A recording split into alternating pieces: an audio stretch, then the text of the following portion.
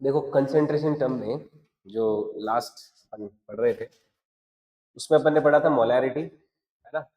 पहले तो concentration terms में सॉल्यूट सॉल्वेंट क्या है, कंसेंट्रेशन टर्म अलग अलग जो है उसमें अपन मोलैरिटी को पढ़ रहे हैं।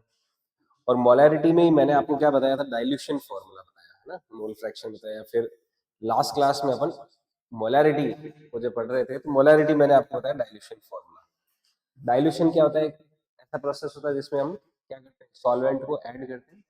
सॉल्वेंट ऐड करने से हमारा सॉल्वेंट का अमाउंट बढ़ गया, लेकिन इस प्रक्रिया में जो सॉल्यूट की अमाउंट है वो क्या रहती है, फिक्स रहती है। तो डाइल्यूशन फॉर्मूले में हम यही प्रिंसिपल अप्लाई करते हैं कि जो मोल्स सॉल्यूट के डाइल्यूशन से पहले थे वही मोल्स सॉल्यूशन में, सॉल्यूट के सॉल्यूशन में डाइल्यूशन के बाद में, तो N1 बराबर N2 या फिर M1V1 बराबर M2V2। ये बात ध्यान रखना कि अगर आपको मोल्स ऑफ सॉल्यूट चाहिए तो आपको क्या करना पड़ेगा, मोलैरिटी को सॉल्यूशन के वॉल्यूम के साथ मल्टीप्लाई कर दीजिए। किसको, मोलैरिटी को सॉल्यूशन के वॉल्यूम के साथ। ठीक है, ये फिर डॉल्यूशन का सवाल लिया हमने, है ना, इस तरह के क्वेश्चन हमने किए। ओके, अब देखो मोलैरिटी के और अलग अलग तरह के क्वेश्चन बनते हैं। उससे पहले अगर कोई दो सॉल्यूशंस को मिक्स किया जाए तो सॉल्यूशन को मिक्स करने के बाद जो रिजल्टेंट सॉल्यूशन बनेगा उसकी मोलैरिटी क्या होगी। तो अपन लेते हैं molarity of mixtures, molarity of mixture of solutions. जो सॉल्यूशंस है उनको मिक्स करने के बाद उनकी मोलैरिटी क्या होगी, है ना। तो ये ले लो, देखो क्या मतलब इस बात का। जैसे कोई दो सॉल्यूशन ले लिए अपन ने, दो सॉल्यूशन कैसे लिए, जैसे मान लीजिए एक कंटेनर यहाँ पर है, ये कोई एक कंटेनर है, इसमें एक सॉल्यूशन है, ठीक है। एक दूसरा कंटेनर लिया, इसमें भी एक सॉल्यूशन है ना। हमने क्या किया, इस सॉल्यूशन में इसकी सॉल्यूशन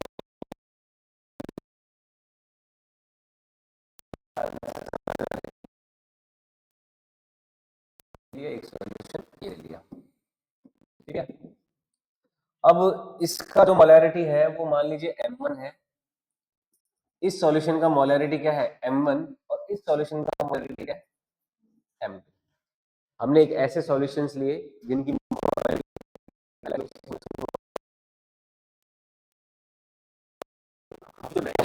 रहे हैं, हमने क्या किया, कोई नया सॉल्यूशन बनाया के अंदर, जो हमने वॉल्यूम लिया, हमने देखो क्या किया, हमने जो M1 मोलैरिटी वाला सॉल्यूशन है उससे तो V1 वॉल्यूम लिया, कितना लिया V1 वॉल्यूम, और जो M2 मोलैरिटी वाला सॉल्यूशन V2, है ना।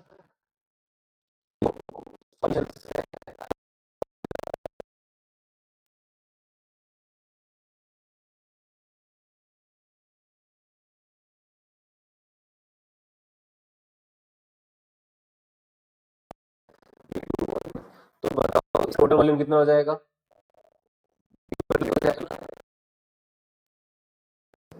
V2, इतना टोटल वॉल्यूम हो जाएगा। अब हमें देखना है कि इस मिक्सचर की मोलैरिटी क्या होगी, जो ये मिक्सचर बना है इस मिक्सचर की मोलैरिटी क्या होगी, ये हमें पता लगाना है ना, मोलैरिटी ऑफ मिक्सचर। समझ में आई बात। अब देखो कैसे पता लगाएंगे, ध्यान से समझना, बड़ा ट्रिकी यहाँ पर अरेंजमेंट है। अगर हम इस M1 मोलैरिटी वाले से V1 वॉल्यूम हमने लिया, तो बताओ यहां से सॉल्यूट के नंबर ऑफ मोल्स कितने लेके आए, M1 V1 लाए। भाई सॉल्यूट के नंबर ऑफ मोल्स क्या होते हैं, मोलैरिटी में जितना वॉल्यूम आपने निकाला है उसमें क्या कर दो, मल्टीप्लाई कर दो। तो यहां से सॉल्यूट के कितने नंबर ऑफ मोल्स लेके आए, M1 V1। इतने तो सॉल्यूट के नंबर ऑफ मोल्स यहां से आ रहे हैं, और इतने ही सॉल्यूट के number of moles M2 V2 इस वाले सॉल्यूशन से आ रहे हैं ना, आ रहे हैं। अब जो मिक्सचर की मोलैरिटी होगी, किसकी, मिक्सचर की जो मोलैरिटी होगी वो कैसे आएगी, हमें क्या करना होता है मोलैरिटी के लिए, ऊपर तो क्या कर लेते हैं टोटल ऑफ मोल्स, और नीचे क्या लगा है सॉल्यूशन का वॉल्यूम।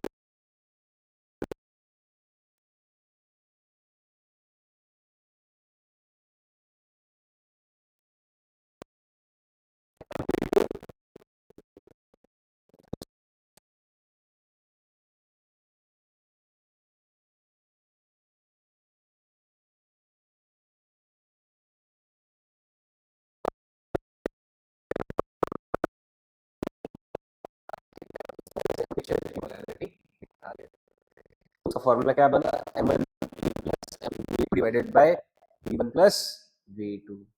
ठीक है, तो this is formula for molarity of mixture of solution. अगर दो तरह के मिक्सचर्स लें, उन दोनों तरह के मिक्सचर्स से हम अगर सॉल्यूशन की मोलैरिटी निकालनी है तो हमें ये काम करना पड़ेगा।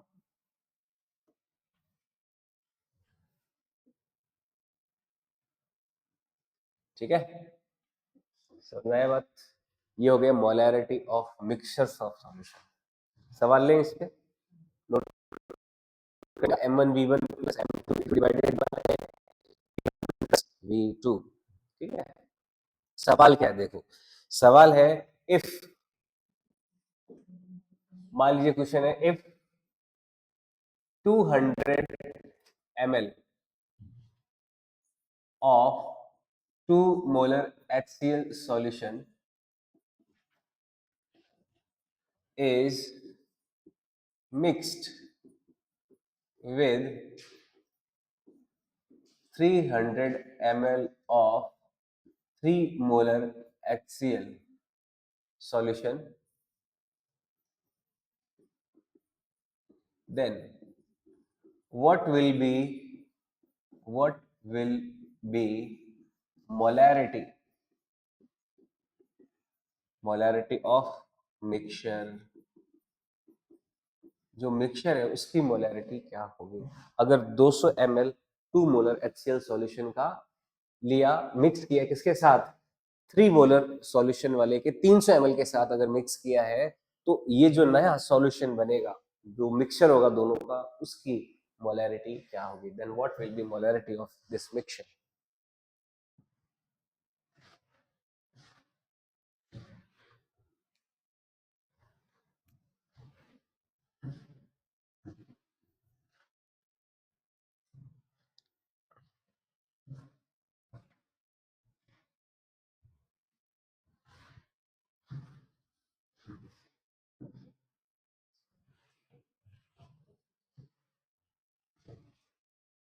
क्या करोगे, m1v1 plus m2v2 divided by v1 plus v2।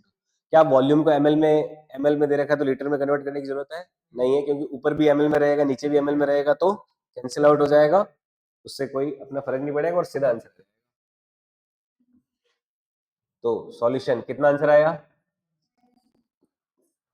m mixture निकालना है तो इसकी वैल्यू आ जाएगी m1v1, m1 कितना 2, v1 कितना 200 ml प्लस m2 3, v2 कितना 300 ml divided by m1 plus v1 plus v2, यानी कि 200 प्लस 300, और ये भी ml में आ जाएगा।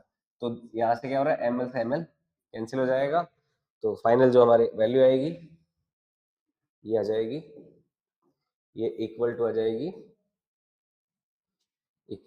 कितना, जीरो से जीरो कैंसिल आउट कर दें, डबल जीरो कॉमन लेके कैंसिल आउट कर देंगे, तो ये आ जाएगा 4 प्लस 9 डिवाइडेड बाय 5, तो कितना आ जाएगा 13 में 5 का डिवाइड करेंगे तो मिक्सचर की मोलैरिटी कितनी आ जाएगी 2.6 मोलर। ये आंसर आ गया, समझ में आया बात?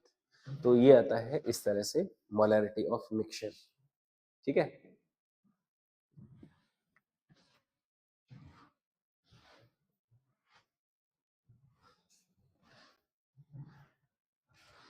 ओके। अब देखो इसमें और क्वेश्चन क्या होते हैं डेंसिटी वाले, जैसे क्वेश्चन बोल रहा था कोई कि डेंसिटी वाले क्वेश्चन भी मोलैरिटी के करने हैं हमें, तो देखो क्वेश्चंस लेते हैं डेंसिटी वाला।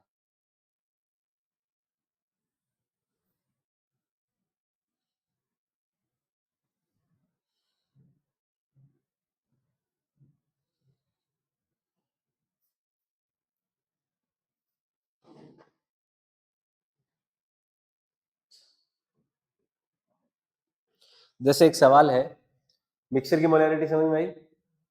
अब देखो एक क्वेश्चन है जिसमें डेंसिटी वगैरह गिवन हो, तो उस तरह से क्वेश्चन से करेंगे।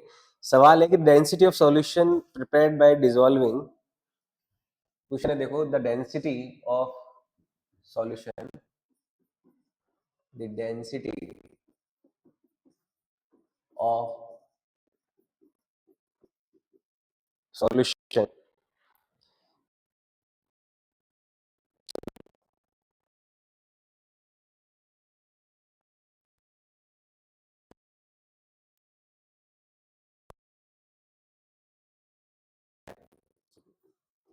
डिसॉल्विंग, डिसॉल्व किया है हमने 120 ग्राम, 120 ग्राम यूरिया, यूरिया यूरिया का मोलर वेट होता है 60 ग्राम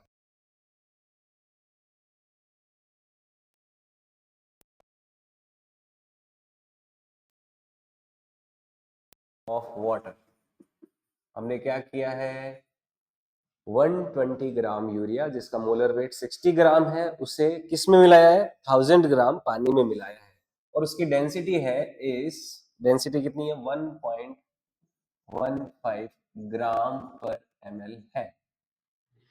तो सवाल है, the molarity of solution is, molarity of solution is, तो सॉल्यूशन की मोलैरिटी कितनी है। ऑप्शंस दे रखे हैं, option A 2.05, option B 1.02, option C 0.50, option D है 1.78। तो ये अलग अलग मोलैरिटी दे रखी है, तो बताओ क्या आंसर होगा इसका।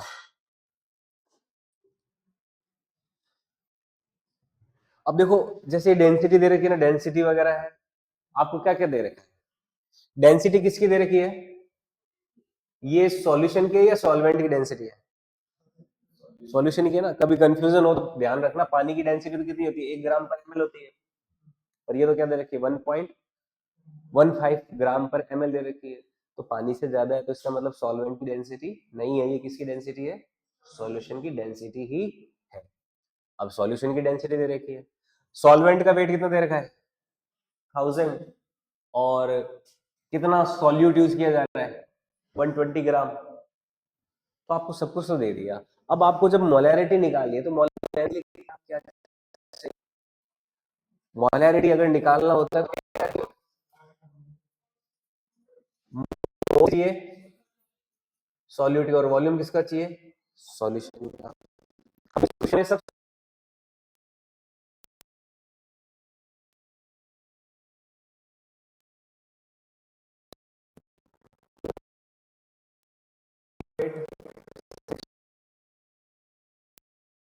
सॉल्यूट के मोल्स निकालने वाला काम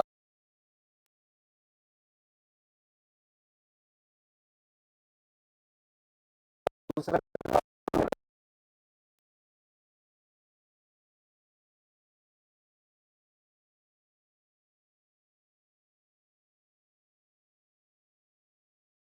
इंटू वॉल्यूम होता है।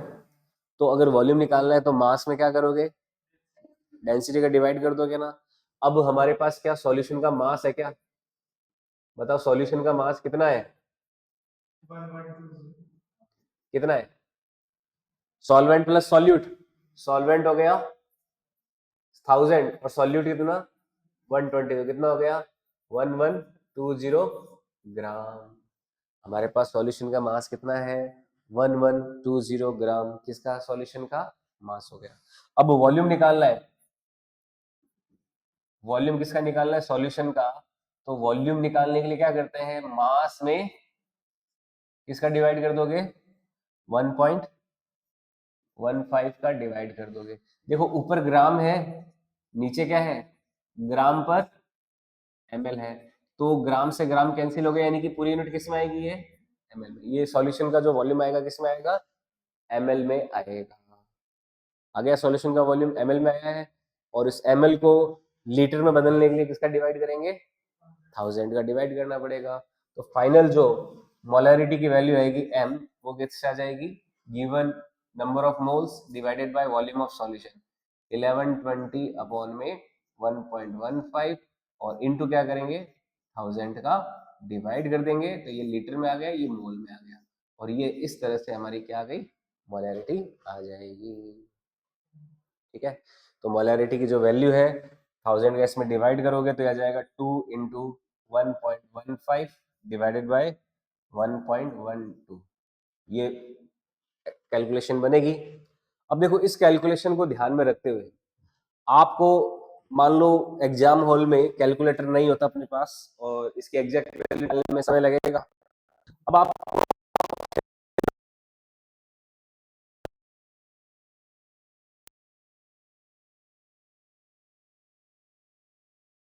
समथिंग ज्यादा होगा तो 1 से थोड़ा ही तो ज्यादा होगा, उस 1 से थोड़े ज्यादा वाली वैल्यू को 2 से मल्टीप्लाई करोगे तो थोड़े 2 से थोड़ा सा ही ज्यादा होगा, है ना। तो 2 से थोड़ा सा ज्यादा 1.78 हो नहीं सकता, 0.5 नहीं हो सकता, 1.02 नहीं हो सकता, तो कौन सा ऑप्शन सही है 2.02 वाला ऑप्शन ही 05 वाला ऑप्शन ही सही है, तो ये आंसर हो जाएगा। समझ में आई बात। तो इस तरह से डेंसिटी वाले सवाल होते हैं। तो डेंसिटी वाले सवाल में ऐसा नहीं है कि कुछ नया है, आपको जो मास वॉल्यूम वाली जो कैलकुलेशन है उन्हीं का ही यूज करना है। मोलैरिटी सिंपली क्या है मोल पर लीटर, मोलैरिटी सिंपली क्या है मोल पर लीटर, मोल किसके सॉल्यूट के, वॉल्यूम किसका सॉल्यूशन का, बस आपको उस पर फोकस रखना है कि बाकी जो डेटा दे रखा है उसकी सहायता से ये दोनों चीजें कैसे आ सकती है, आपका बस इतना सा फोकस रहेगा तो काम हो जाएगा। समझ में आई बात। ठीक है, तो ये चीज ध्यान में रखनी है। ये हो गया डेंसिटी वाला सवाल। और देखो मोलैरिटी के सवाल लेते हैं।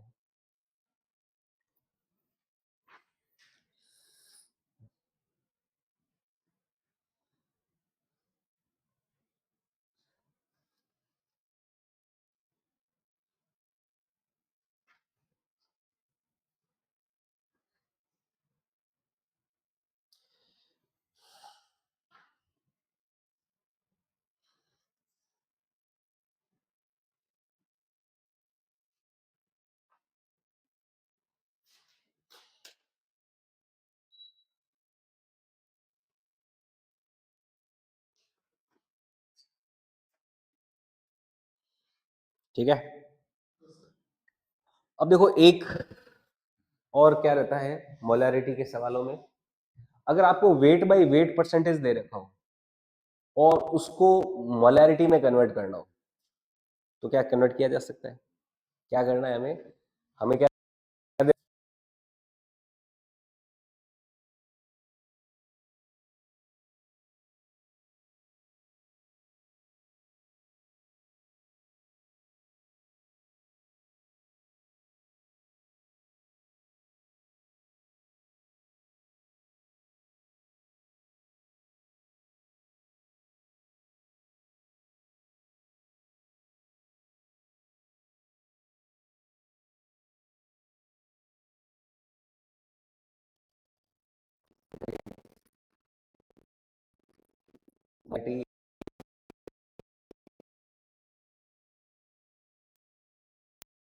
और वेट बाय वेट परसेंटेज में रिलेशन देखते हैं।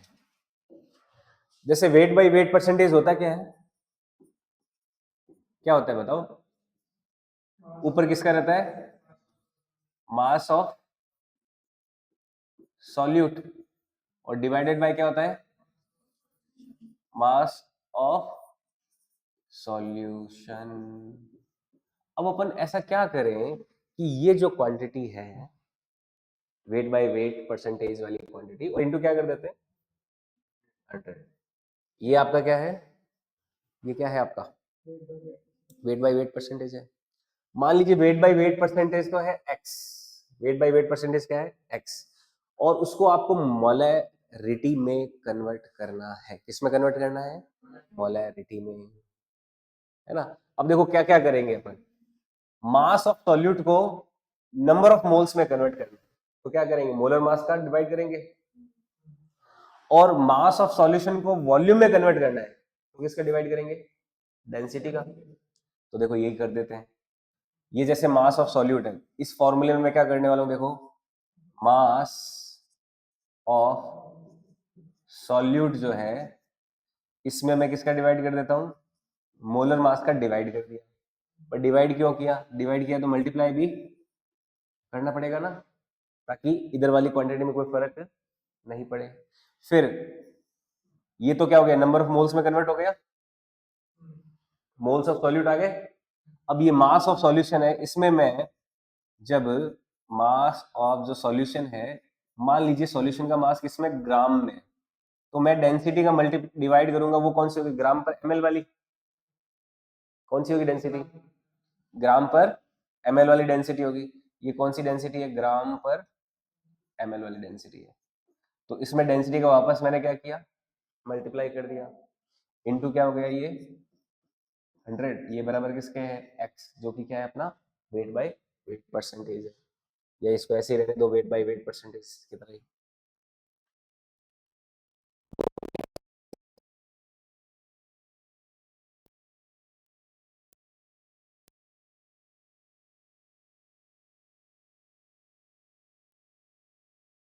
एमएल में है तो उसको लीटर में कन्वर्ट करने के लिए 1000 का डिवाइड और करना पड़ेगा। अब ये पूरा का पूरा वॉल्यूम किस में कन्वर्ट हो गया, ये पूरा का पूरा लीटर में कन्वर्ट हो गया। अच्छा 1000 का डिवाइड किया तो 1000 का मल्टीप्लाई भी करना पड़ेगा, किया। अब देखो ये इतनी क्वांटिटी जो है ना, इतनी यहां से लेके यहां तक की, क्या ये मोलैरिटी नहीं बन गई?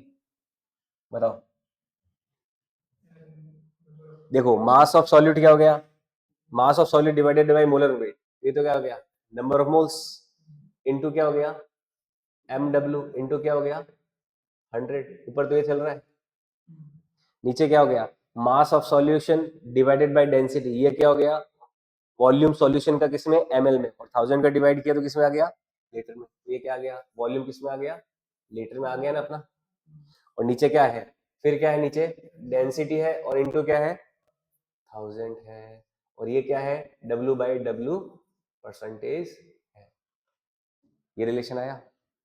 अब देखो केवल इतना इतना क्वांटिटी, आप देखो ये क्या मोलैरिटी नहीं है, तो ये क्या हो जाएगा, एम बराबर क्या हो जाएगा, M, molarity is equal to क्या हो जाएगा, ये cancel out, molarity is equal to क्या हो जाएगा, देखो weight by weight percentage into density into 10 divided by M W, ये रिलेशन आ जाएगा ना। अगर आपको वेट बाय वेट परसेंटेज दे रखा हो और मोलैरिटी में कन्वर्ट करना हो, तो डेंसिटी का 10 से मल्टीप्लाई करके मोलर वेट का डिवाइड कर दीजिए। या फिर आपको मोलैरिटी दे रखी हो और वेट बाय वेट परसेंटेज पूछा हो, तो मोलर वेट का मल्टीप्लाई करके 10 टाइम्स ऑफ डेंसिटी का डिवाइड कर दीजिए, है ना। तो इसको देखो ऐसे भी लिख सकते हैं, molarity is equal to 10 times density upon M W into weight by weight percentage. ये रिलेशन आ जाता है molarity and weight by weight percentage में। समझ आई बात? तो ये चीज़ हमें ध्यान में रखनी है, बड़ा इंपॉर्टेंट फॉर्मूला है। ये आपके पास directly weight by weight percentage से आप किस में कन्वर्ट कर सकते हो, मोलैरिटी में कन्वर्ट कर सकते हो, अगर आपको वेट बाय वेट परसेंटेज दे दिया जाए तो।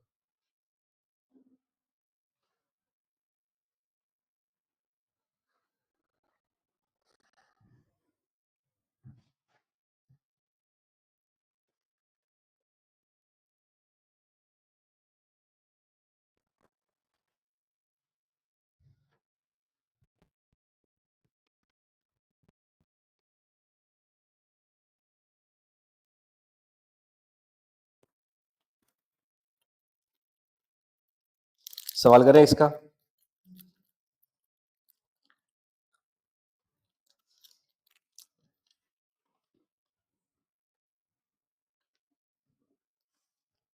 आया समझ में? बड़ा इंपॉर्टेंट रिलेशन है ये, डायरेक्ट फॉर्मूला याद रखना, डेरिवेशन याद नहीं रहे तो।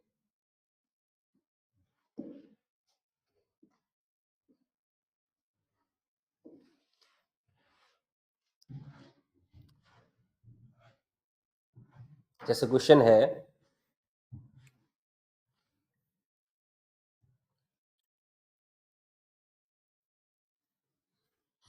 देखो क्वेश्चन क्या है, नोट कर लिया।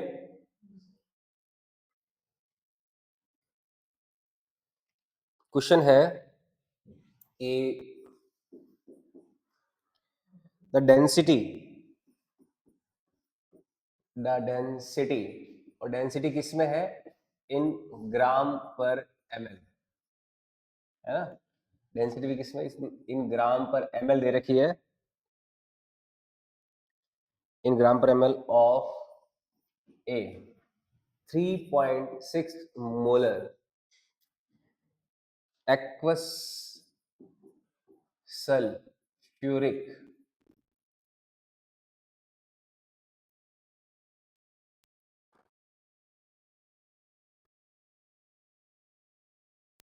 that is 29% by mass will be। देखो आपको डेंसिटी पूछी है, सवाल देखो इतना सही है कि ऐसा सल्फ्यूरिक एक्वस सल्फ्यूरिक एसिड जिसका वेट बाय वेट कितना दे रखा है 29%, और उसकी मोलरिटी कितनी दे रखी है 3.6 मोलर सॉल्यूशन है, उसका डेंसिटी कितना होगा, पूछा क्या है, डेंसिटी। मोलरिटी को कन्वर्जन में नहीं पूछा। और ऑप्शन दे रखे हैं, ऑप्शन ए है,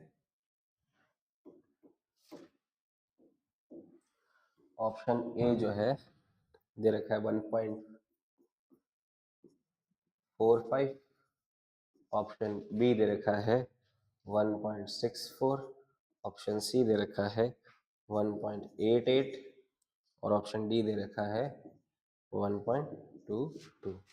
आपको इस क्वेश्चन में डेंसिटी पूछा है, देखो मोलैरिटी दे रखा है, वेट बाय वेट परसेंटेज भी दे रखा है।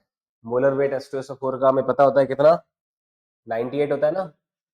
मोलर वेट सल्फ्यूरिक एसिड का कितना, 98। बस ये काम में लेना है, और बताओ कितना आएगा डेंसिटी सॉल्यूशन।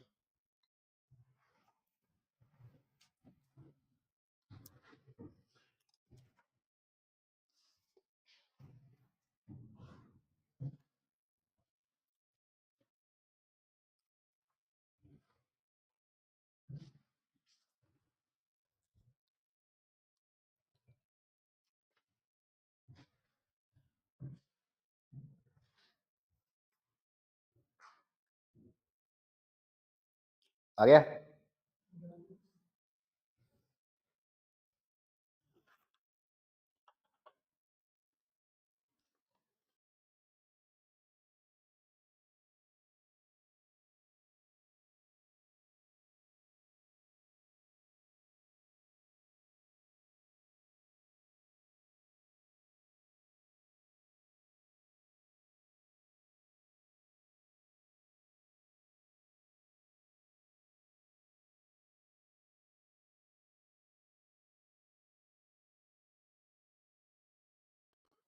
कितना 10 टाइम्स ऑफ डेंसिटी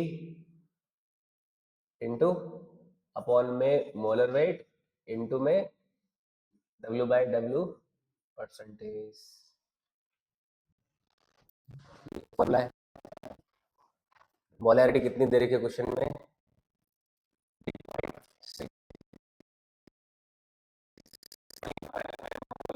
90%, ये परसेंटेज में वैल्यू रखनी है, ठीक है।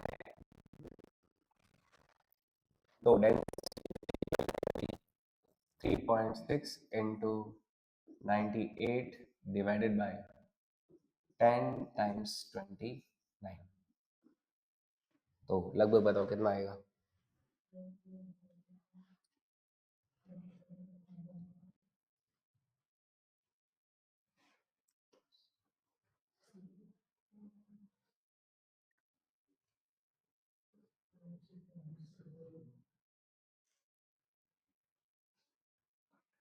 यहाँ पे थोड़ा कैलकुलेशन को सिंप्लीफाई करना मुश्किल होगा।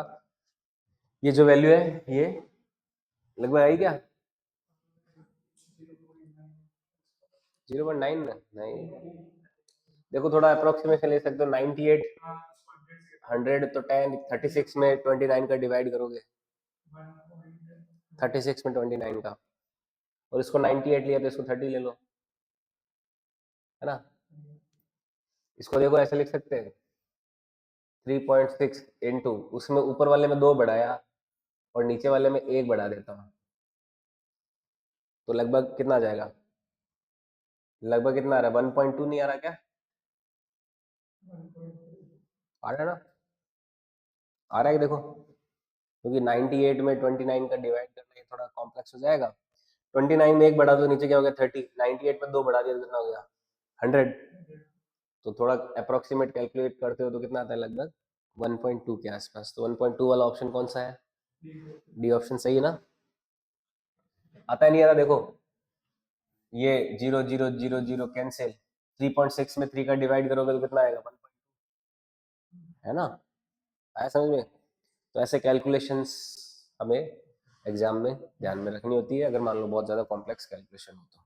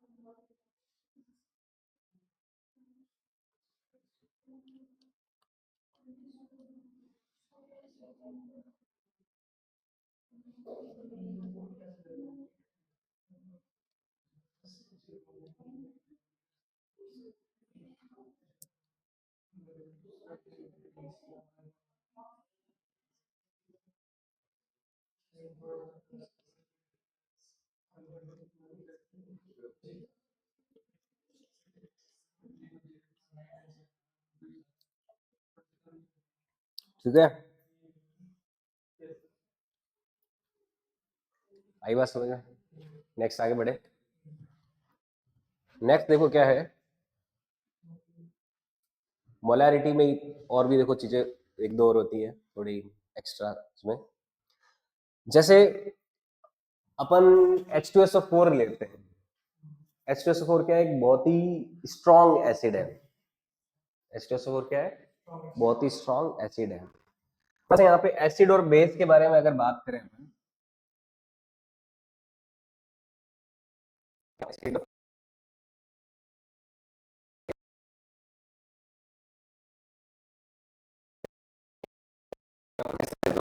और बेस का बहुत बड़ा डेफिनेशन आता है इक्विलिब्रियम वाले चैप्टर में कि कौन एसिड होते हैं,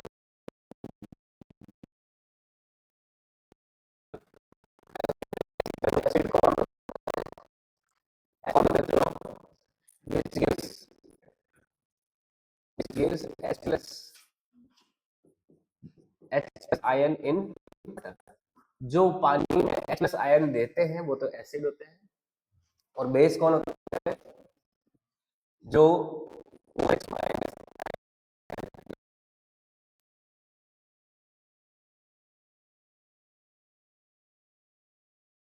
में OH माइनस आयन देते हैं वो क्या होते हैं बेस, और जो H प्लस आयन देते हैं वो क्या होते हैं एसिड। एक छोटे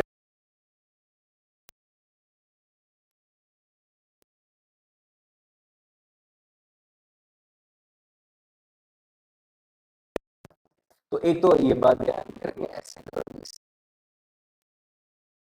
जब भी एसिड प्लस बेस रिएक्ट करते हैं क्या करते हैं, एसिड और बेस आपस में रिएक्ट करते हैं तो क्या प्रोडक्ट बनता है, सॉल्ट बनता है प्लस वाटर।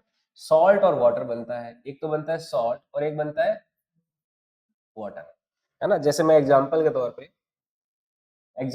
पे कोई एसिड का एग्जाम्पल है जैसे HCl है, HCl का कोई बेस NaOH सोडियम हाइड्रोक्साइड, इसके साथ रिएक्शन करें तो क्या बनता है, सॉल्ट क्या बनेगा यहाँ पे NaCl सॉल्ट बन जाएगा, और इसका एक H और इसका एक OH मिलकर क्या बना लेंगे, वाटर H2O बना लेंगे, है ना। तो एसिड बेस रिएक्शन से क्या बनता है, सॉल्ट प्लस वाटर बनता है। या फिर हम इसको ऐसे भी लिख सकते हैं एसिड बेस रिएक्शन को कि एक H प्लस जो है, एक जब OH माइनस से जब रिएक्ट करता है, एक H प्लस जब एक OH माइनस से जब रिएक्ट करता है तो क्या बनता है, एक H2O बन जाता है। एक H प्लस जब एक OH माइनस से रिएक्शन करता है तो क्या बन जाता है, एक H2O बन जाता है ना। ये कुछ एसिड बेस के कॉन्सेप्ट होते हैं।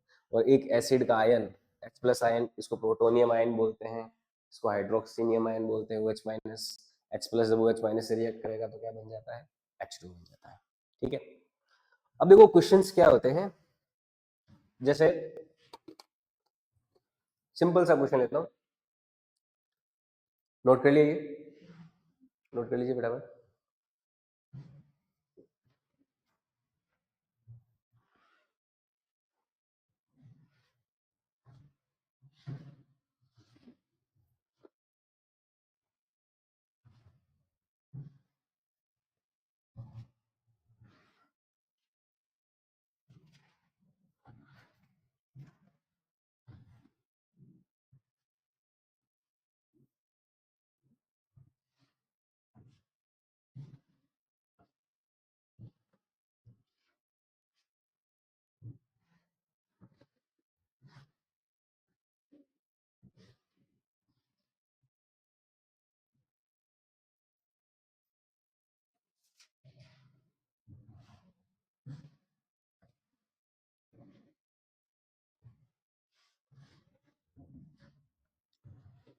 ठीक है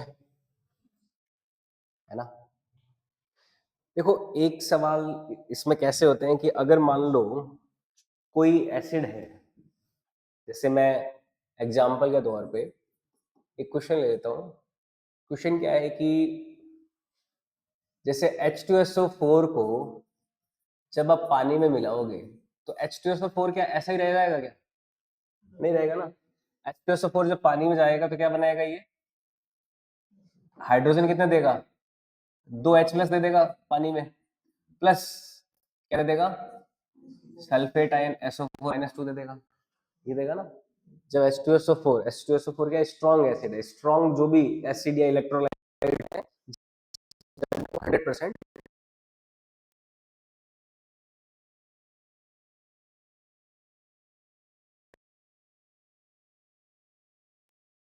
यहाँ पे H2SO4 को जब पानी में मिलाया तो 2H प्लस प्लस क्या बना, SO4 - 2 बना, और प्लस पानी एक्सेस में रहता ही है तो पानी तो बहुत सारा पड़ा है ना। तो इधर भी पानी को लिखोगे एक्सेस वाला वाटर, ऐसा लिख सकते हो, या फिर हम क्या करते हैं पानी को नहीं लिखते, इधर वाला पानी इधर वाले पानी से काट सकते हो। तो H2SO4 जब डिसोसिएट होता है तो पानी में, पानी की प्रेजेंस में क्या बनता है, पानी को अपन एरो के ऊपर लिख देते हैं ये वाटर, जब, या फिर इसको H2SO4 को ब्रैकेट में लिख देते हैं एक्वस। समझ में आया बात? तो एक्वस H2SO4 जो है वो किस में डिसोसिएट होगा, 2 तो H प्लस देगा और एक क्या देगा, सल्फेट आयन देगा। यानी कि इसका एक मोल, इसका इसका जब एक मोल डिसोसिएट होगा तो H प्लस के तो कितने देगा, 2 मोल, और सल्फेट के कितने देगा, 1 मोल, है ना। आई बात समझ? तो अब देखो सवाल क्या बनता है कि if 196 gram H2SO4 is added into water to prepare, मान लीजिए 196 ग्राम हमने क्या किया, H2SO4 पानी में ऐड किया, और ऐड करके हम क्या प्रिपेयर कर रहे हैं, कोई सॉल्यूशन प्रिपेयर कर रहे हैं, और सॉल्यूशन प्रिपेयर कर रहे हैं मान लीजिए कोई 1 लीटर सॉल्यूशन, या फिर 1 लीटर ले लेता हूँ, 1 लीटर सॉल्यूशन, हमने 1 लीटर सॉल्यूशन प्रिपेयर किया। अब देखो हमें क्या निकालना है, फाइंड आउट, हमें पता लगाना है मोलैरिटी। लेकिन मोलैरिटी की देखो यहाँ पे कई तरह की टाइप हो सकती है। अगर को ऐसा पूछे कि कंसेंट्रेशन ऑफ H2SO4 क्या, ऐसे कंसेंट्रेशन को अपन ऐसे ऐसे भी रिप्रेजेंट करते हैं, ब्रैकेट में H2SO4 लिख दिया, तो इसका मतलब क्या, आपसे कौन सी कंसेंट्रेशन पूछी जा रही है, केवल H2SO4 की मोलैरिटी पूछी जा रही है। जब ब्रैकेट में H2SO4 लिखा हुआ है तो मोलैरिटी किसकी पूछी जा रही है, ये क्या है, ये होगी मोलैरिटी ऑफ H2SO4। ये किसकी है, मोलैरिटी ऑफ H2SO4 पूछा जा रहा है आपसे, इसका मतलब। और अगर मान लीजिए ऐसा हो, क्या ब्रैकेट में क्या लिख रखा है, खाली H प्लस, यानी कि आपको किसकी मोलैरिटी या कंसेंट्रेशन पूछी जा रही है, केवल H प्लस की। अगर ऐसा लिखा हुआ है तो इसका मतलब क्या पूछा जा रहा है, मोलैरिटी ऑफ H प्लस पूछा जा रहा है। ये क्या है, मोलैरिटी ऑफ H प्लस पूछा जा रहा है, और इवन आपको ब्रैकेट में ऐसे लिख दे क्या, SO4 -2, यानी कि आपसे किसकी मोलैरिटी पूछ रहे हैं, केवल सल्फेट की पूछ रहे हैं। समझ में आई बात? तो ये क्या हो गया, molarity of sulphate ion SO4 -2। अब देखो ये तीनों तरह की मोलैरिटी कैसे निकल जाए, मोलैरिटी पूछ रही है यहाँ पे। अपन को तो सिंपल सा मोलैरिटी पता था कि molar weight mole upon volume कर दो, बस वो होती मोलैरिटी। तो अब तीनों तरह की देखो मोलैरिटी कैसे आ रही है। अगर H2SO4 की मोलैरिटी पूछ रही है, अगर हमें हमसे पूछा जाए कि भाई मोलैरिटी किसकी, H2SO4 की, जो कि क्या है, कंसेंट्रेशन ऑफ H2SO4, तो उसमें मोल्स किसके काम आएंगे, H2SO4 के काम आएंगे, और वॉल्यूम सॉल्यूशन का काम आएगा। तो H2SO4 के मोल्स कितने हैं, 196 डिवाइडेड बाय 98 और डिवाइडेड बाय 1 लीटर। तो H2SO4 की मोलैरिटी कितनी आ गई, 2 मोलर आ गई ना। H2SO4 के मोल कितने हैं, 2। अच्छा, H2SO4 के अगर 2 मोल हैं, तो वो जब डिसोसिएट होंगे तो हाइड्रोजन के कितने बनाएंगे, 4 मोल, और सल्फेट के कितने बनाएंगे, 2।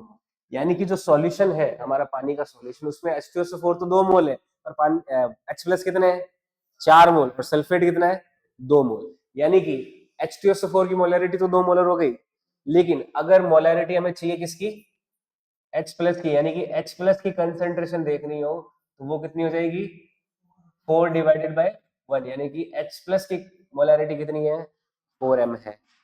समझ में आया? तो इस तरह के सवाल भी होते हैं जिसमें हम कोई स्ट्रॉन्ग एसिड का डिसोसिएशन करा के उससे जो आयंस बने उनकी क्या करते हैं, मोलैरिटी निकालते हैं, है ना। HCl का भी डिसोसिएशन हो सकता था, अभी किसका डिसोसिएशन हो रही है, H2SO4 का। H2SO4 क्या है, डाइप्रोटिक एसिड, जो एक मॉलिक्यूल क्या देता है, 2 H प्लस देता है। अब ऐसे ही मोलैरिटी निकालनी है सल्फेट की, तो उसकी कंसेंट्रेशन SO4 - 2, ये कितनी हो जाएगी, 2 डिवाइडेड बाई 1, यानी कि 2m। आया बात समझ में, है ना, क्लियर है? तो देखो इस तरह से हम ऐसे सवाल भी कर सकते हैं कि H2SO4 दे रखा है खाली आपको, उसको पानी में डिजोल्व किया, डिजोल्व करने के बाद में उसमें से H प्लस और जब SO4 - 2 सेपरेट हो गए, तो उनकी भी इंडिविजुअल मोलैरिटी हम निकाल सकते हैं। समझ में आई ये चीज, ये नोट कर लीजिए।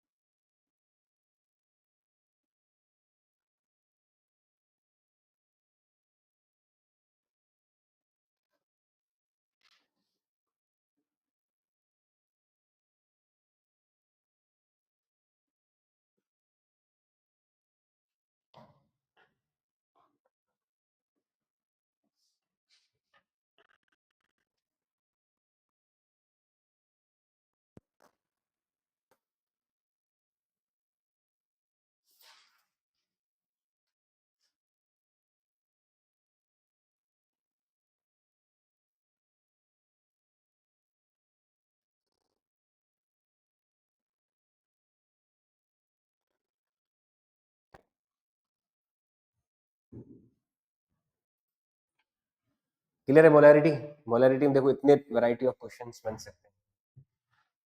अब देखो, अगर मान लो कोई सॉल्यूशन है, उसमें अपन H2SO4 मिक्स कर रहे हैं और HCl भी मिक्स कर रहे हैं, तो उस सॉल्यूशन में H2SO4 अपने H प्लस कंट्रीब्यूट करेगा, और HCl भी क्या करेगा, अपने H प्लस कंट्रीब्यूट करेगा, तो ओवरऑल H प्लस की जो संख्या आएगी वो दोनों से आएगी, और H प्लस की जो मोलैरिटी आएगी वो भी क्या आएगी, दोनों से आएगी ना। तो इस तरह का देखो एक सवाल लेते हैं इन कैलकुलेशन को यूज करते हुए। जैसे मान लो क्वेश्चन क्या है, क्वेश्चन है कि if 200 ml या 200 ml of 2 molar H2SO4 solution, 2 molar H2SO4 solution is mixed with 300 ml of 2 molar HCl solution। देखो सवाल समझ में आया, हमने H2SO4 के साथ क्या मिक्स किया है, HCl को मिक्स किया है। ये थोड़ा देखो गहरे क्वेश्चन है, थोड़े और ज्यादा दिमाग को प्रोवोक करने के क्वेश्चन है, इसमें आपका मोलैरिटी वाला जो कंसंट्रेशन टर्म है और अच्छे से क्लियर होगा। तो आपको क्या पता लगाना है, फाइंड आउट। फाइंड आउट क्या क्या करना है, देखो सबसे पहला काम आपको फाइंड आउट करना है कि जो सॉल्यूशन होगा उस सॉल्यूशन में सल्फेट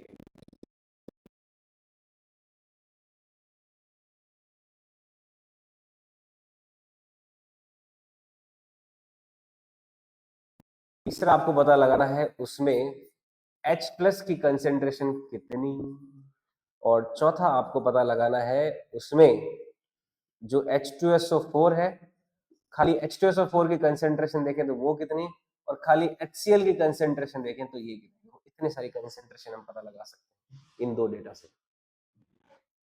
काम क्या करना है आपको,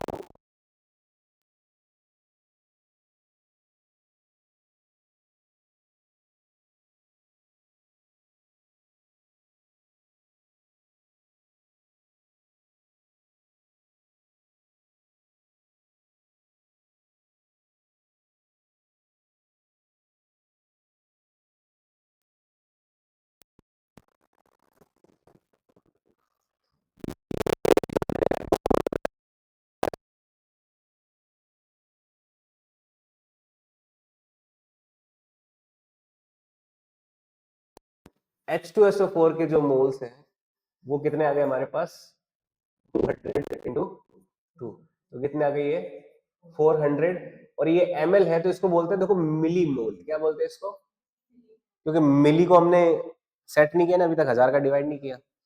तो अगर लीटर को आप मोल से, लीटर को मोलैरिटी से मल्टीप्लाई करोगे तो परफेक्ट मोल आएगा। लीटर वाले वॉल्यूम को मोलैरिटी से मल्टीप्लाई करोगे तो क्या आएगा, परफेक्ट मोल आएगा। लेकिन ml वाली वॉल्यूम को मोलैरिटी से मल्टीप्लाई किया तो क्या आएगा, मिली मोल आएगा। समझ में आई बात। और इसको अगर मोल में कन्वर्ट करना है तो 1000 से डिवाइड भी कर सकते हैं, है ना, वरना अभी मिली मोल है तो मिली मोल में ही रहने दीजिए। तो H2SO4 के मिली मोल कितने हैं, 400 मिली मोल। अच्छा, यहां से जो हमें हाइड्रोजन के मिलीमोल कितने मिल जाएंगे इससे, क्योंकि एक H2SO4 दो में टूटता है, तो यहां से हाइड्रोजन के कितने मिलीमोल मिल जाएंगे, 800 मिलीमोल तो हाइड्रोजन के मिल जाएंगे, और यहां से SO4 -2 के कितने मिल जाएंगे, ये तो उतने मिलेंगे 400 मिली मोल। समझ में आया पहला बात। अब यही चीज HCl के लिए देखते हैं। तो मोल्स ऑफ HCl कितना है, HCl का कितना 300 और 2 मोलर है, तो 300 इंटू 2 किया तो ये कितना आएगा 600 मिली मोल किसके आ गए, HCl के। और इसमें से H प्लस कितना मिलेगा, एक HCl जब टूटता है तो उसमें से हाइड्रोजन कितने मिलते हैं, एक ही हाइड्रोजन मिलेगा, एक ही क्लोरीन मिलेगा। तो H प्लस के कितने मिलीमोल मिले, यहां से 600 मिलीमोल, तो यहां से H प्लस के मिले, और Cl माइनस के कितने मिलीमोल मिले, 600 मिलीमोल ही मिले Cl माइनस के। बताओ मिले नहीं मिले, है ना। अब देखो जितने भी कंपोनेंट थे सल्फेट के मिलीमोल्स पता है, क्लोरीन के मिलीमोल्स पता है, H2SO4 के पता है, HCl के पता है और H प्लस के भी पता है। H प्लस के टोटल मिलीमोल्स कितने हो जाएंगे भाई? 800 तो ये दे रहा है, 600 मिलीमोल ये दे रहा है। मोल्स को तो ऐड कर सकते हैं ना, मोल संख्या है। तो जो हमारे पास टोटल जो होंगे, total mole millimoles of H plus वो कितने हो जाएंगे? 800 तो वहां से आ रहे हैं और 600 यहाँ से, कितना है ये? 1400 मिली मोल है। बताओ समझ में आई बात? अभी हमारे पास में इसके मिलीमोल पता है, इसके भी मिलीमोल पता है, इसके मिलीमोल आ गए, इसके मिलीमोल आ गए और इसके भी मिलीमोल आ गए। इन सभी के मोल्स आ चुके हैं और उन सभी के मोल्स में किसका डिवाइड करेंगे? सॉल्यूशन के वॉल्यूम का। तो उससे क्या आ जाएगा हमारे पास? मोलैरिटी आ जाएगी ना, यानी कंसंट्रेशन आ जाएगी। और यहां से देखो, अगर अपन वॉल्यूम ऑफ सॉल्यूशन देखें, वॉल्यूम ऑफ सॉल्यूशन, तो सॉल्यूशन का वॉल्यूम कितना है? क्योंकि 200 ही है, 300 ही है, तो 200 प्लस 300, तो सॉल्यूशन का वॉल्यूम कितना है? 500 मिलीलीटर ml है ना? अब सॉल्यूशन का वॉल्यूम कितना? सबसे पहले सल्फेट की निकाल लेते हैं। तो सल्फेट के देखो कंसंट्रेशन क्या होगी? सल्फेट के मोल्स कितने हैं? 400 है, 400 है। और किसमें है? मिलीमोल है। ध्यान से समझना, सल्फेट का किसमें है? 400 मिलीमोल। और उसमें वॉल्यूम का डिवाइड कर रहा हूं, देखो मैं 500 ml का डिवाइड कर रहा हूं। किसका डिवाइड कर रहा हूं? 500 ml का। तो जो मिली है, मिली से मिली, तो क्या बच जाएगा? केवल मोल पर लीटर बच जाएगा 400। तो आपको ml को क्या लीटर में कन्वर्ट करना पड़ा? नहीं करना पड़ा ना। तो ये अच्छी बात रहती है कि आप मिली मोल में ही क्या कैलकुलेशंस करते रहो। समझ में आई बात? आप कैलकुलेशन मिली मोल में चलने दो, इसको में कन्वर्ट करने की जरूरत नहीं है, क्योंकि नीचे जो 500 ml का डिवाइड किया या फिर ml का वापस डिवाइड करोगे तो वो ml से ml जो मिली वाला है वो कैंसिल हो जाएगा। तो ये मोल पर लीटर आ गया, तो ये क्या आ गया? 4/5। 4/5 का मतलब कितना? 0.8 मोलर। तो SO4 माइनस की कंसेंट्रेशन आ गई क्या? अब नेक्स्ट Cl माइनस की कंसेंट्रेशन निकालनी है। तो Cl माइनस के मिलीमोल कितने हैं? 600।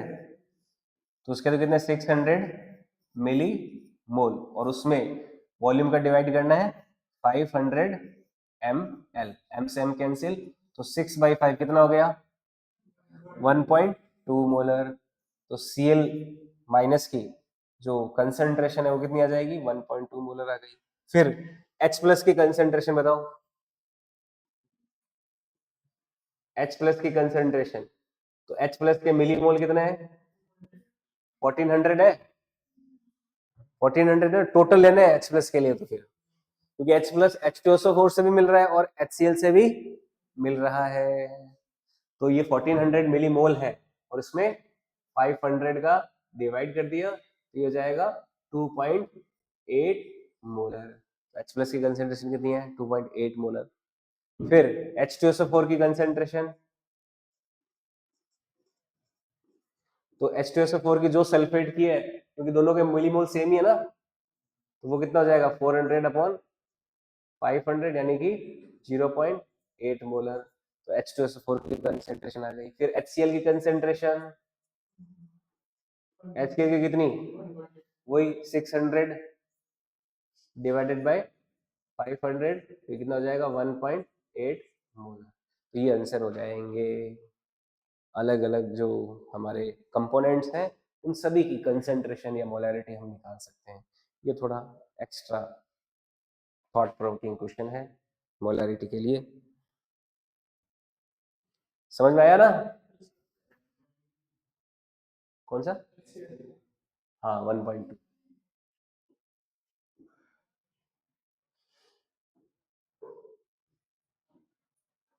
1.2 हो जाएगा।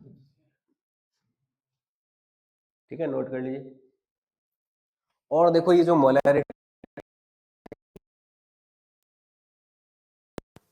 है ना, जैसे मैंने आपको बताया कि एक H प्लस दूसरे OH माइनस मिलके साथ क्या बना लेता है? H2 बना लेता है। अब देखो एक सवाल लेते हैं जिसमें HCl और NaOH दोनों को मिक्स कर रहा हूं। किसको किसको? HCl को NaOH के साथ जब मिक्स करते हैं तो उसके बाद में फाइनल सॉल्यूशन में जो है इसी तरह की कंसेंट्रेशन वाली टर्म्स जो है उनको निकालनी है। जैसे मान लो क्वेश्चन क्या है, if 200 ml of 2 molar HCl solution is mixed with, अभी देखो इसमें तो HCl को किसके साथ मिक्स किया था, H2SO4 के साथ, लेकिन इस बार मैं H2SO4 के साथ ना मिक्स करते किसके साथ कर रहा हूं, NaOH के साथ, NaOH के साथ 2 molar HCl solution is mixed with 300 ml of 2 molar NaOH solution। तो इन दोनों को मिक्स किया, तो हमें क्या करना है, in final solution find out in final solution, जो फाइनल सॉल्यूशन होगा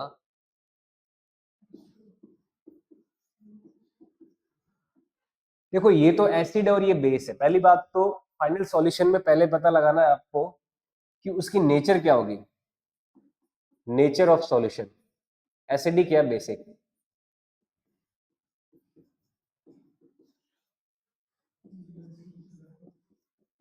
उस सॉल्यूशन में एसिडिक होगा या बेसिक होगा।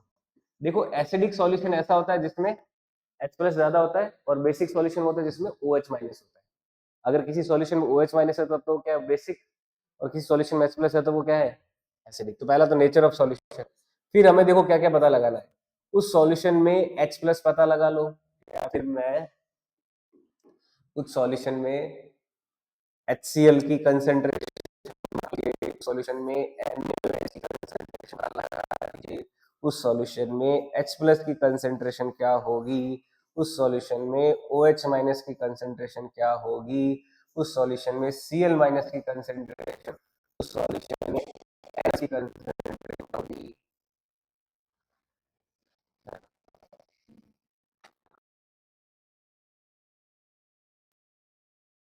NaCl की कंसेंट्रेशन, इतने सारे देखो कंसेंट्रेशन पता लगा सकते हैं।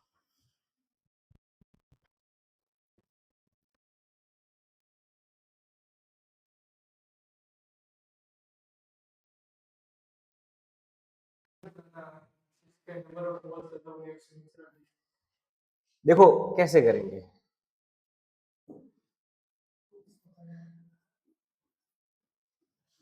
सॉल्व करें।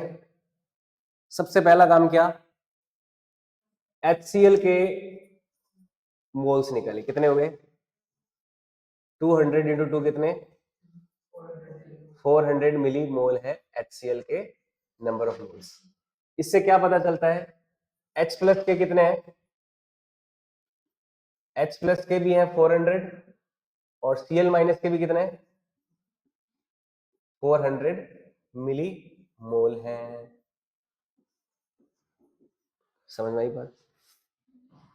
अब दूसरा काम क्या किया हमने, NaOH पे आए, तो NaOH के नंबर ऑफ मोल्स देखे, वो कितने हैं, 300 इंटू 2 तो कितने, 600 मिली मोल्स हैं।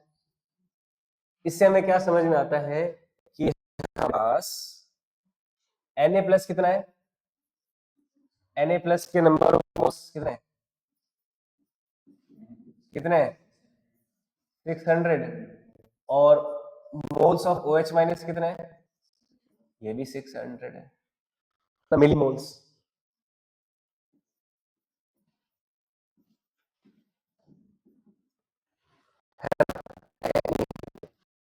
एसिड बेस रिएक्शन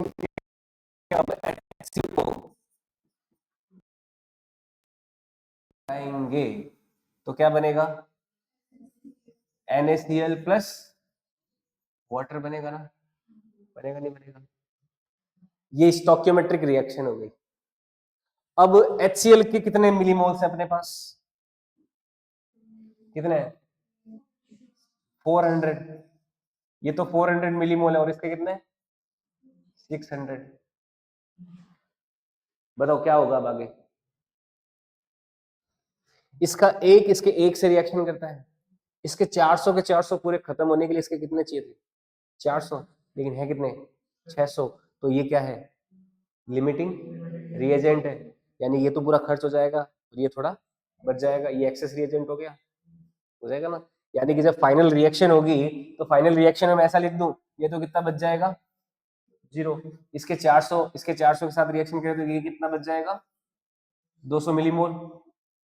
और इसके 400 खर्च हो रहे तो इसके कितने बनेंगे, 400 ही बन जाएंगे। स्टार्टिंग में ये क्या थे, 0 थे, अब कितने बन जाएंगे इसके, 400 मिलीमोल बन जाएंगे। और पानी तो एक्सेस में, पानी तो और ज्यादा बढ़ जाएगा। बताओ ये होगा नहीं होगा। अब देखो इससे क्या पता चलता है, इससे हम सारी कंसंट्रेशन अब निकाल सकते हैं। अब हमें HCl, अब नेचर ऑफ सॉल्यूशन पता लगाना। बताओ नेचर ऑफ सॉल्यूशन क्या है, बेसिक। क्यों, क्योंकि उस सॉल्यूशन में HCl पूरा पूरा खत्म हो चुका है, खाली कौन बचा है, NaOH बचा है। NaOH बचा है ना कितना, 200 मिलीमोल। तो जहां पे NaOH यानी कि OH माइनस पड़े हैं इसमें, तो सॉल्यूशन कैसा हुआ, पहली बात तो बेसिक। तो सबसे पहला तो नेचर ऑफ सॉल्यूशन, पहला सब नेचर ऑफ सॉल्यूशन, वो क्या हो जाएगी, बेसिक। क्यों हुई, क्योंकि ओनली NaOH विल रिमेन। ठीक है, HCl तो सारा खर्च हो जाएगा, खत्म हो जाएगा, पीछे कौन रह जाएगा, खाली NaOH ही।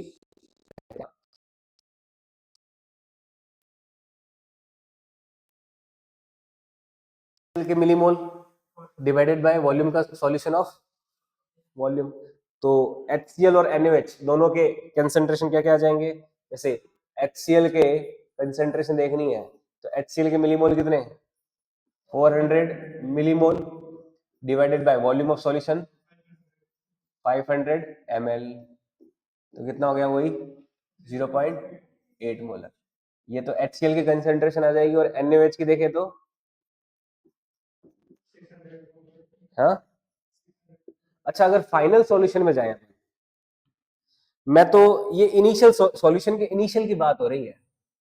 अपन क्वेश्चन क्या है, देखो क्वेश्चन में क्या है, इन फाइनल सॉल्यूशन, केस में फाइनल सॉल्यूशन में HCl कितने हैं, फाइनल सॉल्यूशन में HCl कितने हैं, 0 है। तो यहाँ पे क्या आ जाएगा,